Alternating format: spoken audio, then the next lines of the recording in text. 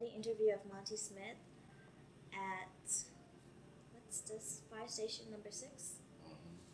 3231 South Adams. at 3231 South Adams, and this address is the work of Mr. Monty Smith, and he was born April 17th, 1966, in Marion, Indiana. What war and branch of service did you serve in? What was your rank, and when did you serve? I started out in 1984, right after I graduated. I was in the U.S. Army. I was a food service specialist, which is a cook, and I got out in 1992. Okay. Can you please explain the significance of each regiment you were in, and what exactly does COSCOM mean? I started out, I was in 3rd ID, which is 3rd Infantry Division. Okay. Then I moved to 1st ID, which is 1st Infantry Division. Then they sent me to 2nd COSCOM, which means Combat Support Okay. Battalion. That's what 2nd COSCOM means. Were you drafted or did you enlist? I enlisted. Enlisted. The recruiters used to hang out with us at the basketball courts. Okay. Where were you living at the time? Right here in good old Marion. Why did you join? Most people would be hesitant to make such commitments. Well, at the time, this might not be good to say, but I didn't like school. Okay. And I knew I wasn't going to college, and the recruiter just happened to be there at the right time, so I signed up. Okay.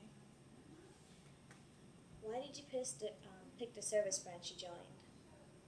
It's like I said, it was an Army recruiter. If it had happened to be a Marine recruiter, I think I probably went to the Marine. He just at the right place at the right time. Okay. Do you recall your first days in service? Yes. A nightmare. Oh.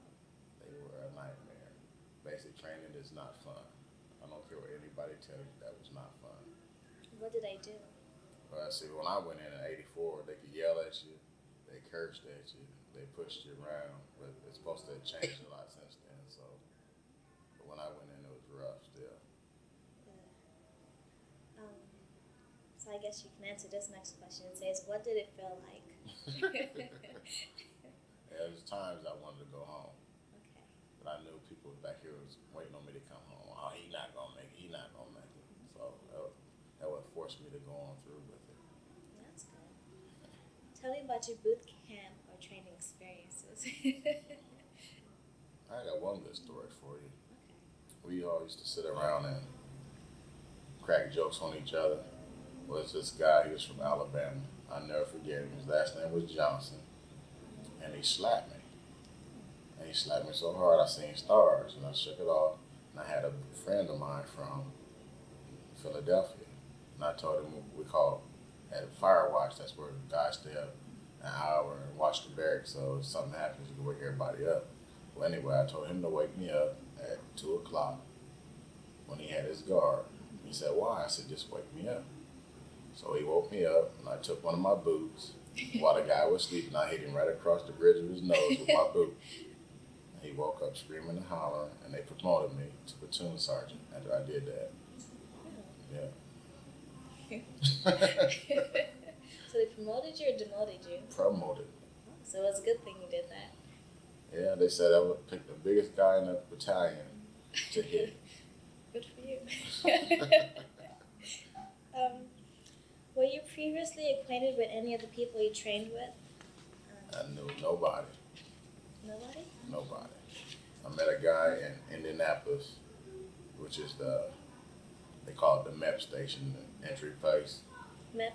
Yeah. MEP? I met a guy up there. He was from Indianapolis, and we ended up going to the same place together. That's the only person I knew the whole time I was there. Okay.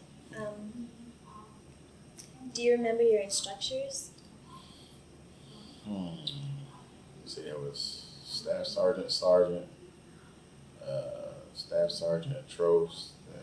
Sergeant Rivera, and he was the main one. Trost, Tross. Trost. Then Rivera, R-E. Rivera like the car, R-I-V-E. That's the R-I-V-I-E-R-A. Yeah.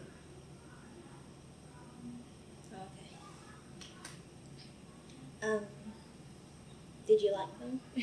You say one of them was me. Well, after I got through it, I realized, they made a man out of me. So at first I didn't like them. Then as the weeks progressed, we realized that they're mean to you when you screw up, but they're trying to help you to get through at the end. And after you get through at the end, you realize, they did that to help me. So they bark and holler for a reason. Yeah. It makes you mad while they're doing it, but afterwards you realize, dang, help me out. Push me through it, you know what I mean? You wouldn't let me give up. So. Okay. How did you get through it?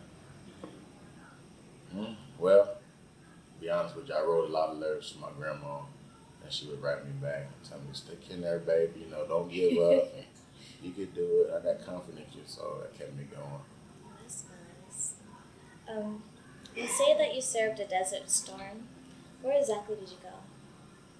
To be honest with you, I have no idea. We landed on, I can't remember the name of the port, but we landed on the port. They took us out to the desert. Every 4 days we moved, so I can't exactly tell you where we ended up at or where we went or nothing. It's the only people that knew where we was going was like our first sergeant, our company commander. They the only people knew where we were going. What country was that? Saudi Arabia. Saudi Arabia. Mm-hmm. Okay. Do you remember arriving and what it was like? We first got there. We got there on the port. We really didn't see nothing but a bunch of water. We had to sleep out on this loading dock area in the tents, homemade tents. We put our tents together and we had pallets and we slept in the sleeping bags. It was almost like camping, but it wasn't camping. You know what I mean? And waited on our ship to get in. I had to unload our stuff off the ship and went out to the desert from there. Okay. Was it hot over there? Was it desert? Oh. Hot all day. Then at nighttime we had to put on coats just like it was wintertime. Believe it or not. That's interesting. How'd you keep cool? Most of the time it was in our t-shirts, and you get too hot and pour water on yourself, drink water, keep a damp rag tied around your neck or whatever. But it was hot. Dry heat. You wouldn't believe how hot it was over there. I don't think I'll make it. Yeah, you would. If you was over there and you had no choice, you'd have made it. Do you remember, what was your job assignment? We cooked breakfast and dinner for 1,500 people every day. Okay. It seems like a really busy job. 1,500 people. Yeah. Every day. Okay. Did you see combat? No, man. No. We were asleep when the war started. Oh, really? We didn't know till the next morning when we got up. How'd you find out? They told us we were cooking breakfast. And our first sergeant came on we had an MKT, which is a mobile kitchen trailer. He came on the trailer and told us that the war started last night. They said they bombed Baghdad. And that's how we found out. Were there many casualties in your unit? I think we had 2 guys die because most of the time we moved from place to place. It was in the dark. Guys were tired, couldn't see. We didn't get to use our headlights, so they get sleepy and drive off the road. And I think we lost 2 people that way, if I'm not mistaken. Tell me about a couple of your most memorable experiences. Most memorable. Well, that's where I found out my wife, she was my girlfriend at the time, found out she was pregnant with my oldest son. So she left me out there. I remember that. And then after the war was over, we went around to different places. And I found one of those like Iraqi road type things with a little scarf. And I tied it around my head, was walking around the tent, and everybody thought it was Saudi Arabia walking around. And they came, hey, where are you going? Then they seen it was me, and they just started laughing. They was like, boy, you crazy. Yeah, I got pictures of that too. I meant to bring it for you. Oh yes, can I have pictures? Gotta bring it to the school for you. Okay, that'd be nice. Then I can scan them. Mm-hmm. Were you a prisoner of war? No, ma'am. No. Mm-hmm. Do you know anyone that was? No. No. We didn't get close enough to see anybody that was. Were you awarded any medals or citations? We got the, what they call it, Saudi Arabia Liberation Medal. No, Kuwaiti Liberation Medal. How do you spell Kuwaiti? Kuwati, I think it is. I think that's how they spell it. We got that and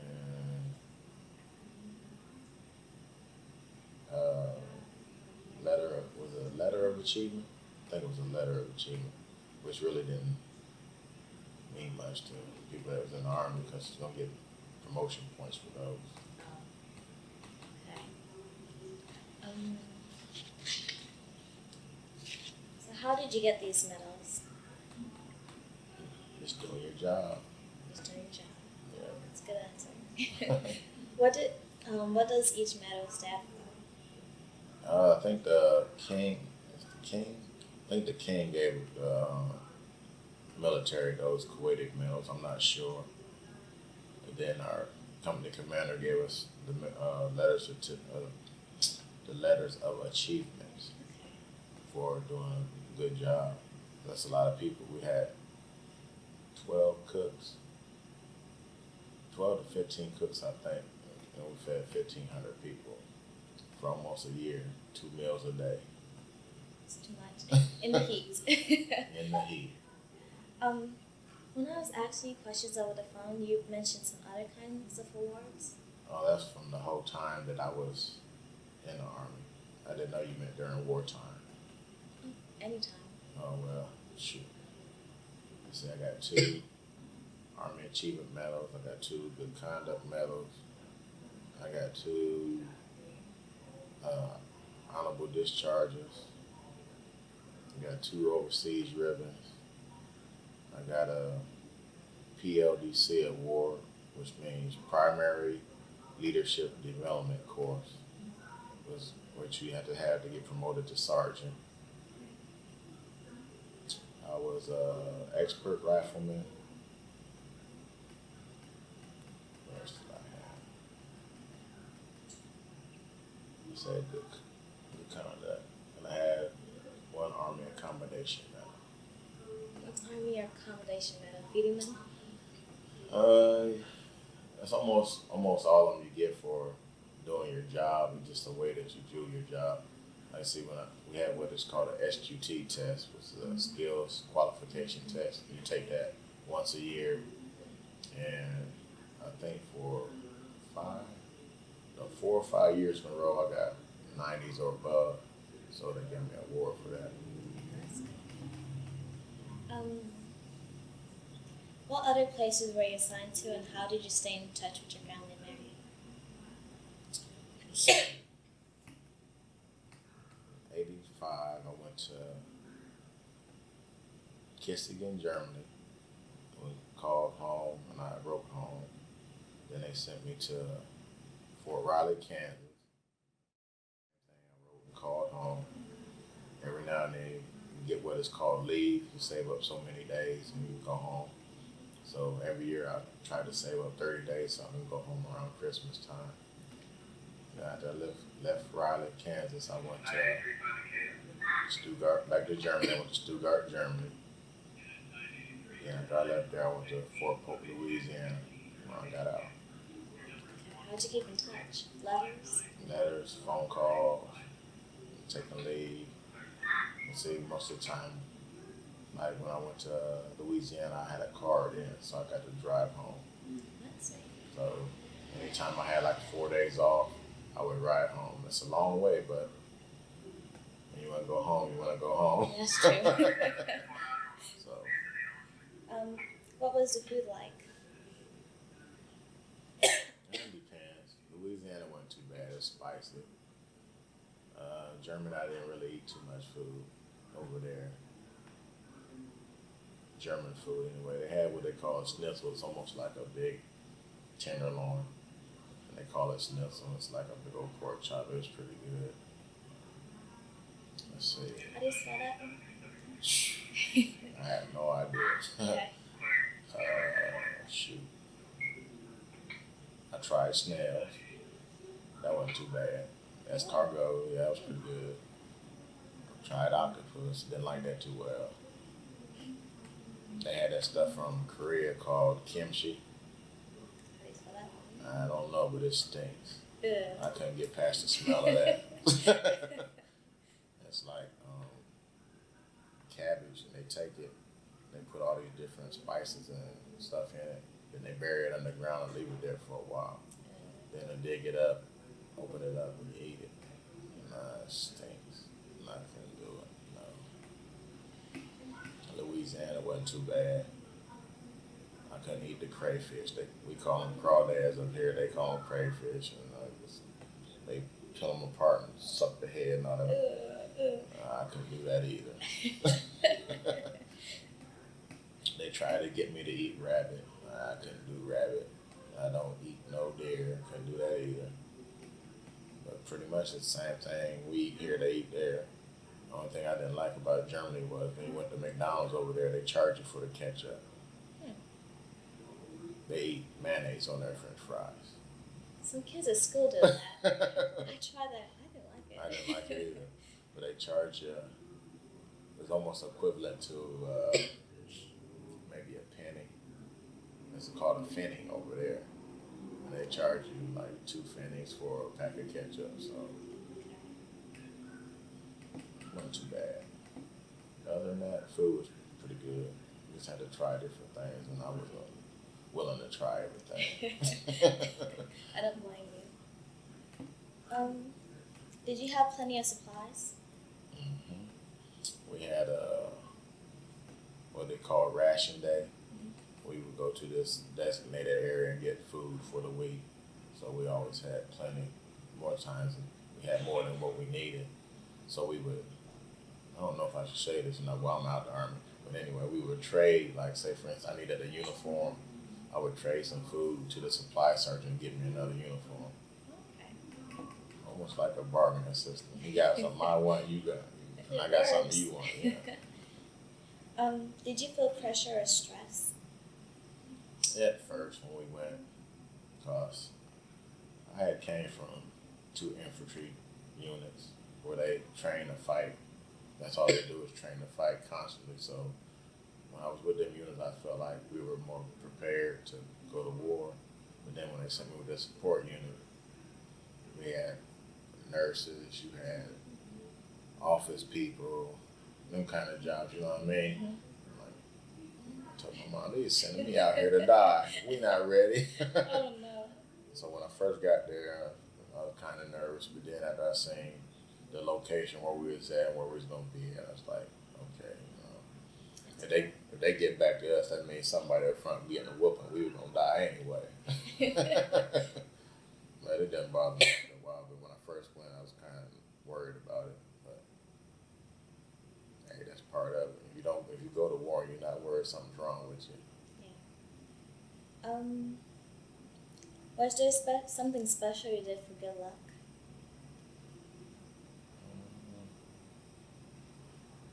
Not really. Being from Marion, growing up here, I went to church a lot, so all I did most of the time was pray. I trust that one too.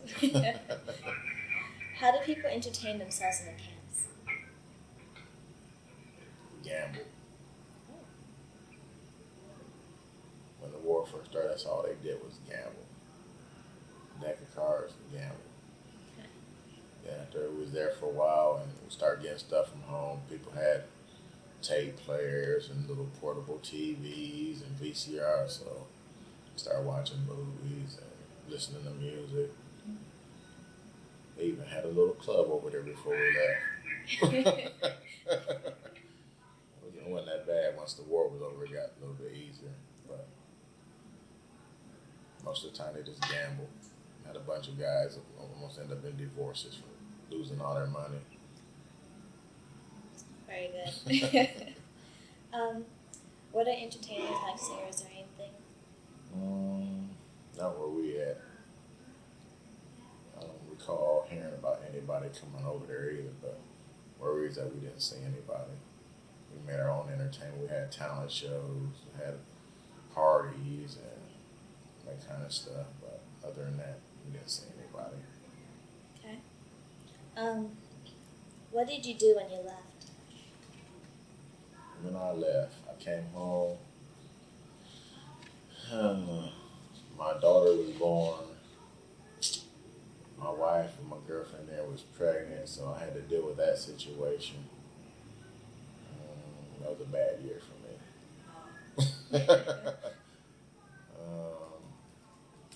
Called my mom, told her I was home. We laughed and joked for a while. Called my grandma, we laughed and joked for a while. They asked me that I got blacker because I was in all that sunshine. No, I didn't get blacker. Other than that, not really too much because we were on my whole unit. We were leaving Germany because they were closing up. That's the time they were closing a lot of bases down. So we were getting prepared to leave Germany and go to Louisiana. So, and they got all my stuff packed. They came and packed my stuff up and shipped it off. After they shipped my stuff off, I came back to Marion for 30 days. Then I had to report down to Fort Polk. Okay.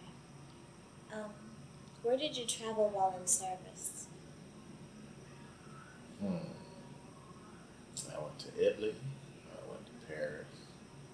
Went to Spain. Went to Holland. Went to Korea. Missed Hawaii. I went to the islands. Went to Mexico. Went to California. Went to Virginia Beach. Went to Myrtle Beach. Didn't get to New York. Went to Miami. Went down there for spring break. Went to the Mardi Gras. Don't never go to the Mardi Gras. A bunch of weirdos down there. Men dressed up like women and women showing everything they got. For beads. For beads. Let's see. That's probably about it. Okay. Did a little traveling. Which one was your favorite? My favorite place, Spain. Spain? Yeah. If I win $1 million today, I'm going to Spain tomorrow. It was fun. I had fun there. The water was clean. People were nice. They treated us like almost like celebrities. By the time we went over there, it was 4th of July. And they knew, Independence Day was 4th of July. And it was Independence Day in the United States. So we had parties. The American GIs are here. Happy birthday, United States. And, it was kind of neat. That's neat. See the old castles and stuff. It was neat. I got pictures of that too. Okay. Sounds pretty. It was nice. Do you recall any particularly humorous or unusual events? Other than us playing practical jokes on each other, like that? it was almost like frat brothers, play jokes on each other. It was almost like a family type bond. You seen one of us, you seen the rest of us. We're always together. Got a group of about, I think it was 10 or 12. I got a picture of all of us together. Everywhere we went together. Fun, riding the trains all over the place. Good time. Don't panic, you'll be all right.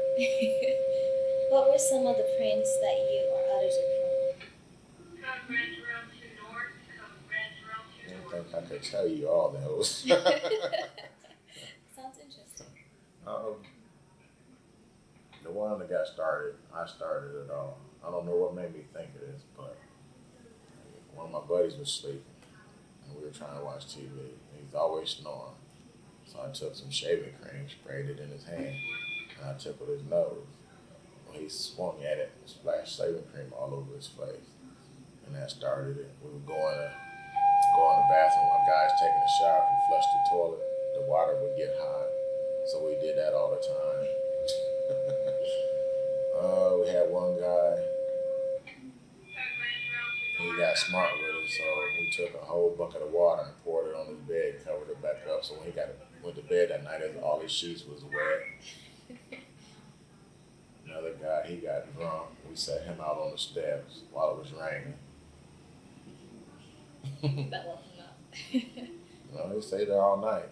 Believe it or not, he woke up the next morning. It was cold.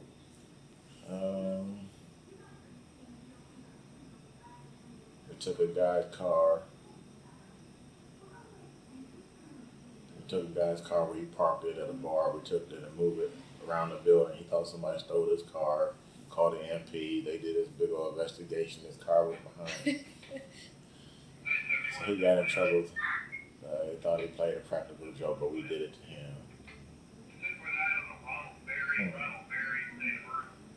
He got in trouble one time fighting, playing practical jokes on people.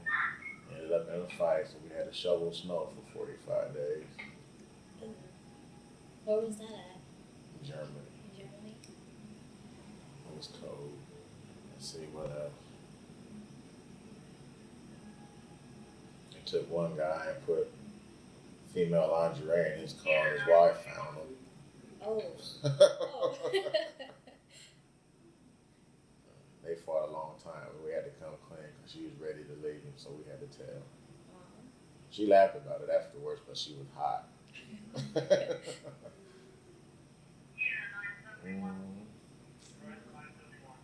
That's pretty much basically what a lot of stuff we did to each other. Sounds like it was fun. Do you have any photographs? Yeah, I had to bring them. Okay. They're at the other station. That's why I told you I was going to be down there, but they moved me out here and I forgot to bring them. Okay. Who are the main people in the photographs that you have? It's mostly cooks, friends that I met while we worked together, so we all became like one family. So a lot of times we partied together, we were all together, guys and girls. Okay. So that's mostly who I got pictures of. May I make some copies of these pictures to put in my report and class presentation? I'll let you pick out any one you want. Okay. What did you think of the officers and fellow soldiers? My first place I had was didn't deal with too many officers. I had a sergeant first class Carey, and everybody thought he was mean. Even people that didn't work for him thought he was mean. But like I said, after I left him and got away from him and got better at my job, I realized the stuff he used to get on me about made me better at what I'm doing today. And if I could see him tomorrow, I would thank him. But I think that's one of the, I can say is more or less like a mentor to me. I remember a lot of stuff that he taught me. How do you spell Carey, was it? Just like Carey Street, C-A-R-E-Y.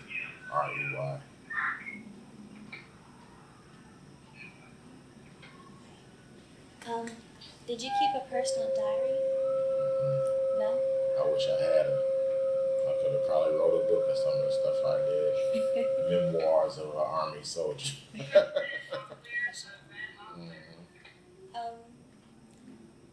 Do you recall the day your service ended? Had a big old party. I made this stuff we used to call punch. And what I did was I take lemons and oranges and apples and tangerines and I put them in this big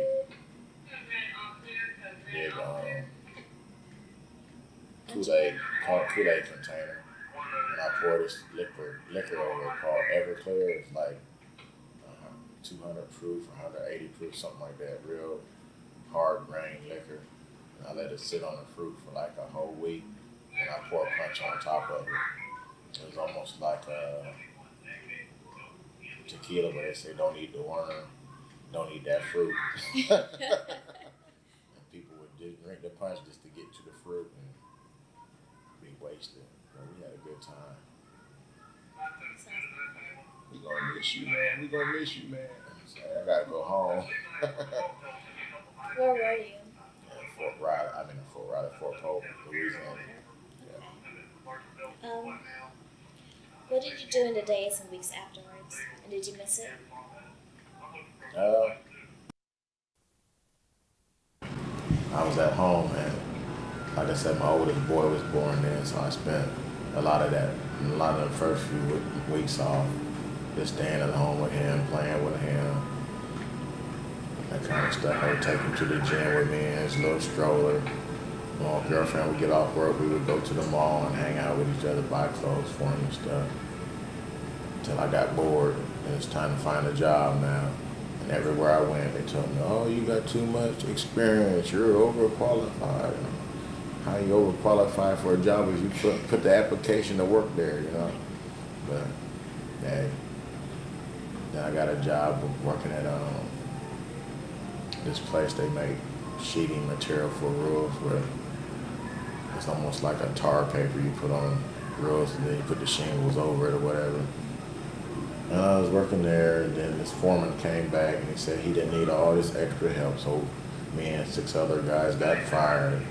And I said, okay, I can handle this for a minute. And then they broke in my car, some crackheads. They stole all my stereo equipment out of it, and that ticked me off. So I left Texas and I came back to Indiana.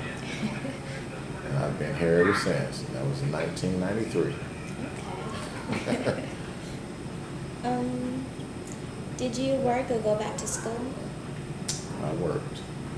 Like I said, I did not like school. I won't tell my kids I did not like school. I did not like school. I had no intentions of going back to school no time soon. Okay. But if you get a chance to go, go. Yeah, I think I will. Hindsight being 2020, I'd have went to school. I liked the military, but I'd have went to school. Was your education supported by the GI Bill? Yes. No. Okay. Did you have any close friendships while in service? Yeah, there was a few guys I wish I could kept in touch with. See, there was a guy from Alabama named Gary Wiley, another one named LeBaron Andrews. He's from Alabama. A guy named Walter Hopkins. He was from Texas. A guy named James Love. He was from California. And there was pretty much the guys I was closest to. We were almost like brothers. How do you spell Wiley? Wiley. And was that Baron or LeBaron? LeBaron. L-A? I think he spelled it like that. Labarron. Okay. Did you continue any of these friendships? For a little while. I think Gary went to Alabama, I think. And we rode a couple of times. Then when I got sent to Kansas, I lost touch with him. And Hopkins, he went to Texas. And got into some trouble for drinking and driving and stuff. He got kicked out, so I lost contact with him. I always wanted to use one of those find a friend services. If I'm scared I pay them my money and they don't find anybody, then I'll be mad. Which one would you like to find? All of them. All of them? Yeah. Sounds like Just to see what they're doing, see how they've been. Because we're all close to 40 now. I think Gary might be 40. okay. So for how long did you keep up these relationships? I'd say if I had to guess, probably about 6 months. 6 months? Yeah. We Okay. stayed in contact. Did you join a veterans organization? No? No. Okay. What did you go on to do as a career after the war?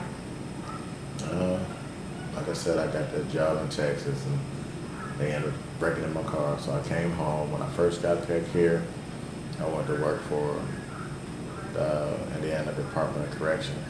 which is the prison system. And I worked at Pendleton for a year.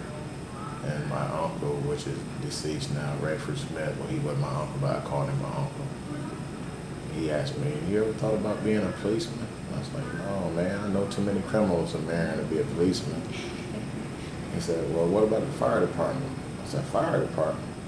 He said, "Yeah, they hire." I said, "I'll try it." So I went and got my application and took the test. And one day I came home from the prison and a lady called me and said, "You still want to be on the fire department?" I'm like, "Yeah." She said, "Well, come on in and take your interview." And took my interview, and she called me back later and told me I had to take my physical. And so I've been here ever since 1994.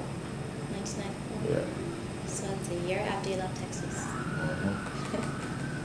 Mm-hmm. Did your military experience influence your thinking about war or about military in general? If I had to do it all again, I'd say 20% of me that went to school, but 80% of me don't regret going to the military because I met a lot of people. And I got to do a lot of things that if I'd have went to school, I probably would have never got to do, like go to them different countries and stuff. I probably never get to go to Spain or Germany and anything like that by going to school and getting a job, you know what I mean? So, seen a lot of stuff that I probably wouldn't have seen if I went to school. That's true.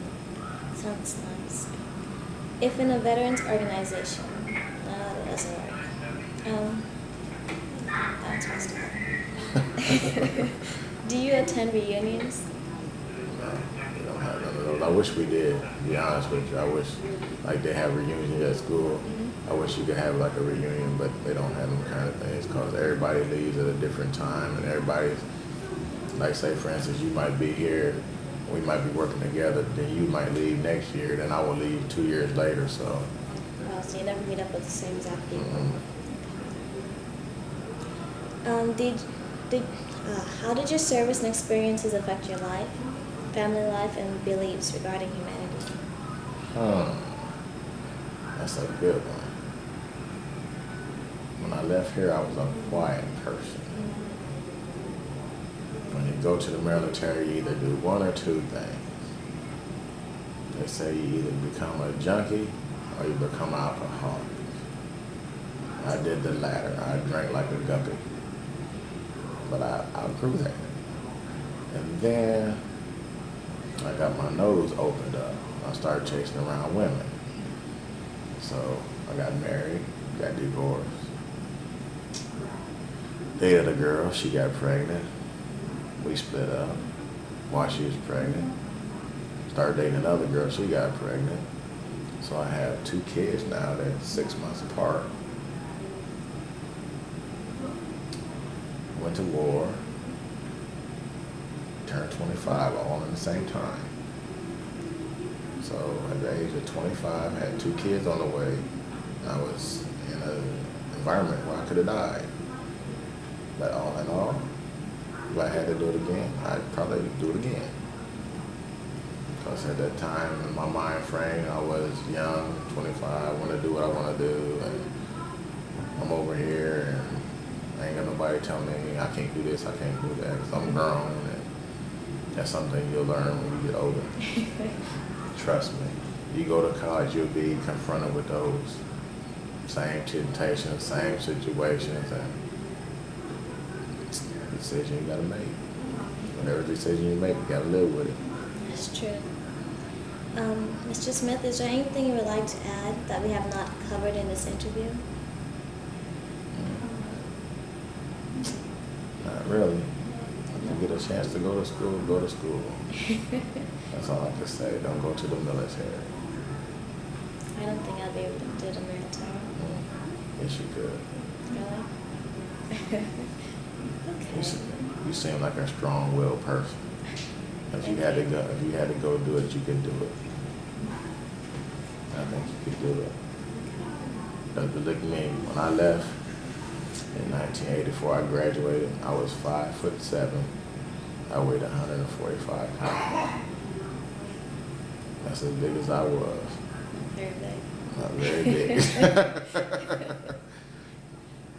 So you could do it. Okay. And as mean as they are now. Hopefully. That confidence in you. Despite the little time that I've known you, you're gonna go places. Thank you. You got that personality. I hope so. Really hope so. But thank you very much for allowing me to conduct this interview on you. I really appreciate your cooperation and patience, and I hope to see you at school the end of the school year. We're having, I'm going to present this interview on veterans, and our whole class is doing it. And people get to watch it on TV if they want to. I'm not sure which television it is. Maybe it's the station. But there's a station, there's a TV in the distance learning lab. Mm-hmm. And we're going to be presenting our interviews on PowerPoint, which is the main reason why we need photographs and everything. Oh. So then you guys can come and see how it turns out. Well, Leslie didn't tell me all that. Really? I'm gonna have to come see that. You let me know what day y'all gonna do that. Okay. I will find out and contact you. Alrighty.